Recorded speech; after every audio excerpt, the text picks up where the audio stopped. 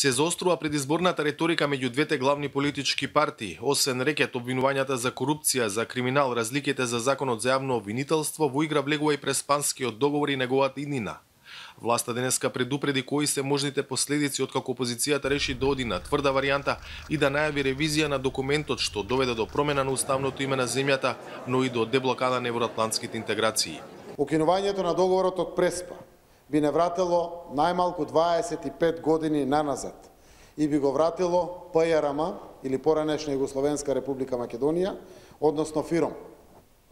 Име со кое бевме именувани на меѓународен план на сметка на уставното име. Тоа ќе значи автоматски укинување на нашето членство во НАТО, губење на ЕУ перспективата. Да, ВМРО-ДПМН ќе се обиде да го ревидентира Преспанскиот договор, доколку го освои двотретинско мнозинство. И тоа не значи дека Македонија нема да биде дел од НАТО или дека ќе има помалку странски инвестиции. Напротив, Македонија ќе биде горд сојузник на нашите стратешки партнери. Оваа позиција изненадува зашто сите клучни меѓународни партнери на земјата го поздравија Преспанскиот договор, нарекувајќи го историски чин и пример за помирување во регионот.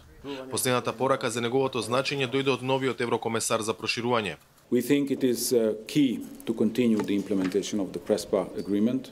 Сметаме дека е клучно да продолжи имплементацијата на Преспанскиот договор, независно кој ќе биде на власт. Вархеј побара и носење на законот за јавно обвинителство до изборите, нешто што е неизвестно поради разликите меѓу СДСМ и ВМРО-ДПМН. За сега виси и можноста за лидерска средба, заев Мицковски. Не се исклучува утре да има состанок на пониско партиско ниво за да се утврди динамиката на натамошните разговори за овој закон. Но овие средби не се гарант дека договор ќе има пред да се распушти собранието.